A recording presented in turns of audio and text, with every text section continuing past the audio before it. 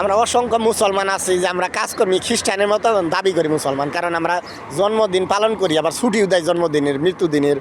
এই মুনাফিক মুসলমানেরা কিন্তু এটা কিন্তু খ্রিস্টানদের অনুসরণ করে নাম দেয় মুসলমান, আবার মূর্তি বানায় সে আবার নাম দেয় মুনাফিক মুসলমান। সে নিজ বা আপনার আপনজনের মূর্তি বানায় আবার নিজেকে মুসলমান দাবি করেন, ওটা হিন্দুরা আবার অনুসরণ করে, ওটা মুসলমানে করে।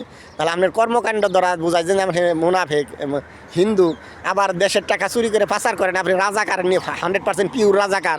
মহিলাকে ভোট দেন, আর যে চাঁদাবাজি করে, যে ঘুষ খায়, যে ঘুষের বিরুদ্ধে কোনো আইন পাশ করে না, চাঁদাবাজির বিষয়ে কোনো আইন পাশ করে না, দেশের টাকা পাচার করে, তাকে কোনো শাস্তি নেই, আলেমদের শাস্তি দেয়, তাই আবার নিজেকে মুসলমান দাবি করে দেশপ্রেমী। এর মতো নিকৃষ্ট মানুষ আছে যে চুরি যেই করুক দেশের টাকা, নেতা হয়ে কিংবা সরকারি চাকরি করে যে কোনোভাবে দেশের টাকা চুরি করবে, দুর্নীতি করবে, তাকে শাস্তির আওতায় আনবে। কারণ এতে কী হবে, ও নিজেও জাহান্নাম থেকে বাঁচলো, দেশটাকেও বাঁচালো। কিন্তু মুনাফিকরা দেশ চালায়, তার কর্মকাণ্ড দেখায় যে সে ককটেল মুসলমান, মানে তার জন্ম হয়েছিল হিন্দুর ঘরে, কারণ মূর্তি বানায়। আবার জন্মদিন মৃত্যু দিবস পালন করে, এটা বোঝায় যে তার জন্ম হয়েছে খ্রিস্টানের ঘরে। আবার দেশের টাকা পাচার করে, চাঁদাবাজি করে, লুটপাট করে, সর্বপ্রকার কমিশন বাণিজ্য দুর্নীতি সকল প্রকার কইরে আবার সে নিজেকে রাজাকার মনায়, সে মুনাফিক মুসলমান বানায়, মুনাফিক এইরকম করতেছে। কিন্তু আমরা মুখে বলি আমরা দেশপ্রেমিক, মুখে বললে হবে না, আমরা কাজে দেখাইতে হবে যে আমি দেশপ্রেমিক। মুখে বললে হবে না আমি মুসলমান, আমার কাজকর্ম আমাকে হিন্দু ধর্মে কাজকর্ম করি, হিন্দুদের অনুসরণ করে আমি নিজেকে মুসলমান দাবি বললে তো হবে না। আবার খ্রিস্টানদের অনুসরণ করে আমি মুসলমান বললে তো হবে না। এই জন্য আমার কর্মকাণ্ডেও যে আমি মুসলমান এটা প্রমাণ দিতে হবে, কর্মকাণ্ডেও এটা দেখাইতে হবে। আমরা মুনাফিক, আমরা রাজাকার, 99% বাংলাদেশের রাজাকার আমরা। কেন? আমরা মহিলাকে ভোট দিই, কারণ ওই জাতি সফল হতে পারবে না যে জাতি শাসন ব্যবস্থা নারীর হাতে তুলে দিয়েছে।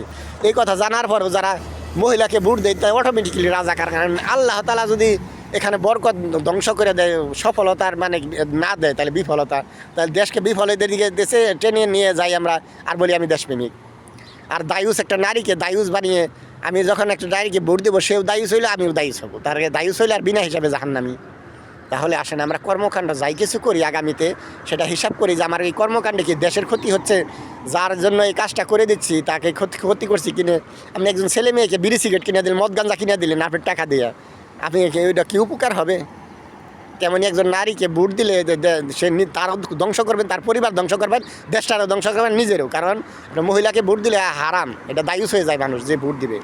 আমি যে মুসলমান, আমি নামদারি মুসলমান, আমি মাদ্রাসায় একদম পড়ি নেই, এই ইসলাম নিয়ে অতি স্বল্প আমার জ্ঞান। এই জন্য আমি যে কথাগুলো বললাম একটু যাচাই বাছাই করে দেখবেন, কোনো আলেমের কাছে, ভালো কোনো আলেমের কাছে যাবেন। কারণ আলেমে বাংলাদেশের দুর্নীতিবাজ, সবাই নিকৃষ্ট। কারণ যে মহিলা রাজনীতি করে, দেশের টাকা চুরি করে বাইরে পাচার করে, মূর্তি বানায়, তাকে আবার আলেম আছে তাকে জান্নাতি সার্টিফিকেট দিয়ে দেয়। কারণ আপনি জান্নাতের জাহান্নামের কাউকে সার্টিফিকেট দিতে পারবেন না, এটা একটা আল্লাহর কাছে। এরকম মুনাফিক মোল্লার আওয়াজ, এই জন্য বা মোল্লার কাছে গেলেও ওই রকম দান্দাবাজি মোল্লার কাছে যাবেন না যে কোরআন এবং সুন্নাহর সঠিক জ্ঞান প্রচার করে, যে ধর্ম ব্যবসায়ী দালাল না, ধর্মের সঠিক প্রচার করে, মানুষের কল্যাণের জন্য ধর্ম প্রচার করে, তাদের কাছে যাবেন। যারা ধর্ম ব্যবসা করে খায় তাদের কাছে যাবেন না। আর ধর্মীয় কিতাবগুলো পড়াশোনা করলে, ধর্মের আলেমদের সাথে যোগাযোগ কানেকশন থাকলে আপনি কোনটা সঠিক ধর্ম কোনটা ভুল ধর্ম অবশ্যই বুঝতে পারবেন। এটা যাচাই বাছাই, যেটা নিয়ে গবেষণা করতে হবে। প্রত্যেকটা মানুষের তার ধর্ম নিয়ে গবেষণা করা খুবই গুরুত্বপূর্ণ বিষয়, সেই সাথে পাঠ্যপুস্তকের অন্তর্ভুক্ত করাও জরুরি, যাতে আমাদের দেশের নাগরিক প্রত্যেকটা ব্যক্তি তার ধর্ম সম্বন্ধে জানতে পারে। এই লেখাপড়া করলে দুনিয়ার সবচেয়ে মূর্খ হয়, কারণ ধর্ম সম্বন্ধে জ্ঞান না থাকার কারণে। আমরা এই দালালের পিছে সারা জীবন ঘুরে, এই ধর্ম ব্যবসায়ী দালালের পিছে আমাদের যেন ঘুরতে না হয়, আমরা নিজেরাই আমরা লেখাপড়া করে ধর্ম সম্বন্ধে জানতে পারি প্রত্যেকটা নাগরিক। ইসলাম কি, যে ধর্মের অনুসারী ওই ধর্মই কি বলছে, আর ধর্ম ব্যবসায়ী দালালরা কী বলছে। কারণ মূর্তি পূজা হিন্দু ধর্মেও নাই, মুসলমানেরও নাই, কিন্তু ধর্মে পূজা করে কেন? ওখানে কোটি কোটি টাকা কামান যায়। কারণ ওই যে 4,400 কোটি টাকা দেয় মূর্তি বানাইছে, তাহলে ওর বাপের টাকা মূর্তি বানাই, তোর বাপের টাকা দেয় তুই মূর্তি বানা, জনগণের টাকা দেখে। আমরা তো ওই শিরিক কাজে লিপ্ত হবো না, কারণ আমার টাকা দিয়ে আমাকে শিরিকে জোর জবরদস্তি টাইনে নেয়। কারণ একজন সরকার যদি মূর্তি বানায়, তার সেটা কিন্তু আমরা এখন মূর্তি প্রতিবাদ করলে তাকে জেলে দেয়। কারণ মূর্তি বানাইলে কি সে জাহান্নামে যাবে, এটা কিন্তু শিরিক। মূর্তি লাগবে কে? তার জন্য আমি একজন মুসলমান হলে তার জন্য আমি ব্যবস্থা করবো 10 জন মানুষকে কোরআন পড়াইতে পারিতে কিনা, তাহলে তার কবরে জানে তার জন্য দান খয়রাত করবো। মূর্তি বানাইলে কি সে তার কবরে সওয়াব পাবে?